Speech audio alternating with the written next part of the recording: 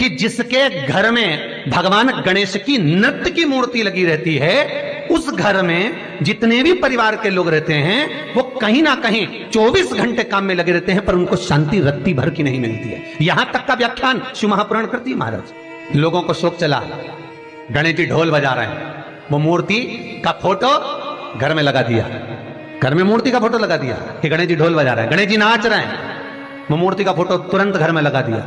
वेद व्यास जी ने कुमार खंड के अंदर वर्णन करा, यदि देवता की अपमानजनक मूर्ति या स्मरण पूजन का भाव अगर कहीं लगाया भी जाता है तो उस घर में शांति रत्ती भर की नहीं रहती है महाराज। यहां तक शिव महापुराण कहती है कि भगवान शंकर का शिवलिंग आप घर के अंदर रख सकते हो, भगवान शंकर का शिवलिंग घर में रखकर पूजन कर सकते हो, भगवान शंकर के शिवलिंग का आप स्मरण कर सकते हो, भगवान शंकर के शिवलिंग की आप पूजन कर सकते हो। पर शंकर, जब शिवपुराण खुद कह रही है कि शंकर का जो भौतिक स्वरूप है, शंकर का जो शारीरिक स्वरूप है, जैसे आप शिव महापुराण के पीछे जो बैनर देख रहे हो, इस बैनर में शंकर जी का जो स्वरूप दिखाया जा रहा है, ऐसी मूर्ति तप करने वाली, ऐसी मूर्ति आशीर्वाद देने वाली, ऐसी मूर्ति जो भगवान शंकर का मूल स्वरूप दर्शाती हो, ऐसी मूर्ति घर के अंदर नहीं रखी जाती। स्वयं शिव महापुराण करे, फिर वो मूर्ति छोटी हो चाहे बड़ी हो, फिर वो मूर्ति कितनी भी बड़ी आकृति की हो, शिव महापुराण की कथा कहती है। हाँ, शिवलिंग जो भगवान शंकर का एक मूल बिंदु है, भगवान शंकर का एक मूल बिंदु विराजमान है, भगवान शंकर का एक मूल बिंदु का निर्माणित है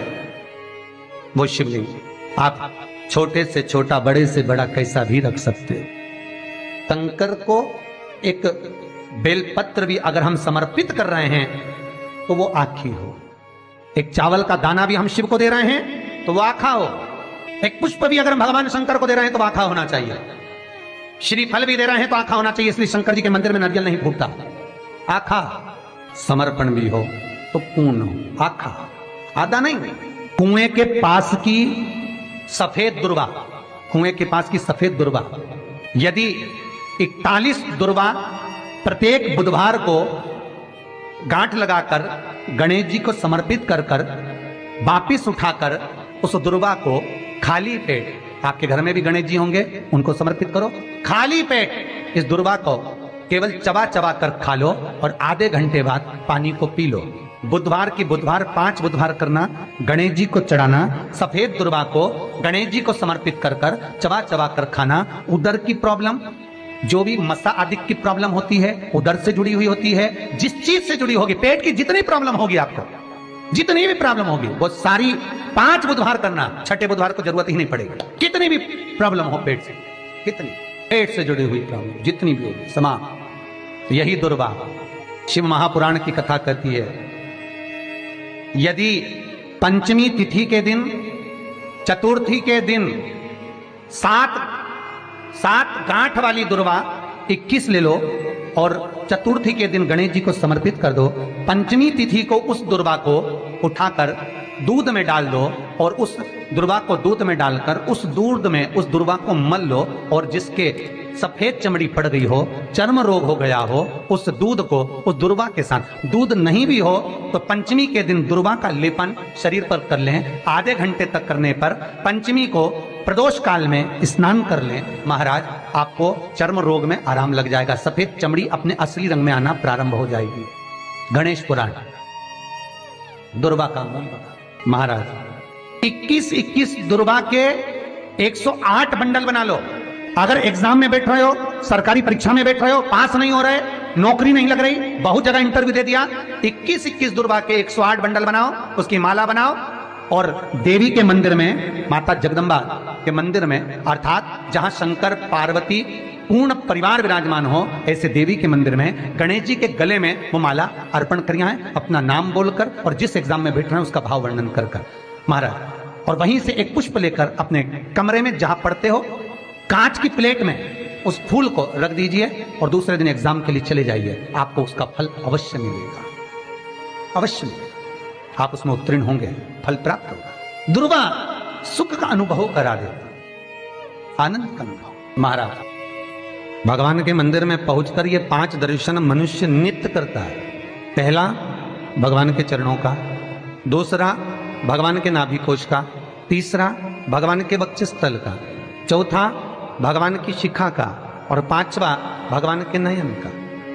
सबसे पहला दर्शन जब हम भगवान के मंदिर में पहुंचकर जाकर करें तो वो भगवान के चरण होना चाहिए, परमात्मा के चरण।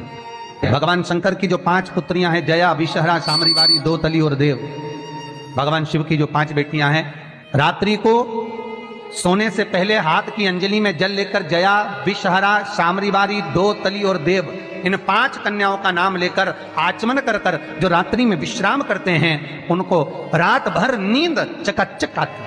फिर उनको कोई चिंता न करने की जरूरत नहीं पड़ती, वो मस्त आनंद में सोते, गोली खाने की भी जरूरत नहीं पड़ती उसको, गोली नहीं खाती। अरे भैया, गरुड़ पुराण में एक लाइन आती है, बड़ी सुंदर है, गरुड़ पुराण का 3रा अंश, उसमें यहां तक लिखा है, किसी डॉक्टर को जाकर आप दिखा रहे हो, वो इंजेक्शन लिख रहा है या इंजेक्शन लगा रहा है, उसमें भी आपका कर्म का भाग है, उसमें भी कर्म का भाग है। पूरा शहर छोड़कर इंदौर दिखाने जा रहे हो, पूरा शहर छोड़कर भोपाल, दिल्ली, मुंबई, अपना गांव, अपना नगर छोड़कर वहां के डॉक्टर के पास जा रहे हो, उस हॉस्पिटल में जा रहे हो। क्यों? पुराना है, चुकाना है, वहां तक लेकर जाएंगे, तुमको चुकाना पड़ेगा। मां जगतजननी जगदंबा पार्वती करे, ये पूर्व निश्चित है, पूर्व निश्चित। किस गांव में, किस नगर में, किस मोहल्ले में, किस जगह पर आपका जन्म हो रहा है और कहां जाकर आपको कमाना है, कहां जाकर आपको खाना है, कहां जाकर परिवार के साथ में रहना है, किस भूमि पर आपको भोग भोगना है, किस भूमि पर जाकर तुम्हारे प्राण छूटेंगे, यह तक निश्चित है। मृत्यु वहां तक ले जाएगी, जन्म के बाद वो वहां तक भूमि ले जाएगी। कोई कोई तो इंडिया में पैदा हुआ, विदेश में रह रहा है, भारत की भूमि पर रहने के बाद में विदेश में रह रहे हो, विदेश में कमा रहे हो, विदेश में खा रहे हो, वहां रह रहे हो, और कई विदेशी आकर यहां रह रहे हैं। क्यों? क्योंकि वहां का लिखा है अन्नदाना पानी, निश्चित है वहां मिलेगा। ये परिवार जो मिला है, ये कुटुंब जो मिला है, ये कबीला जो मिला है, ये माता पिता जो मिले हैं, ये भाई बंधु जो मिले हैं, ये सखा जो मिले हैं, ये पूर्व के निश्चित हैं। किसी का भोग कर कर तुम आ गए हो, वो तुमको मिल गया, उसको चुकाना है, किसी का कुछ ले लिया, उसको चुकाना है, ये कर्म के अनुसार चुकाने के लिए हमें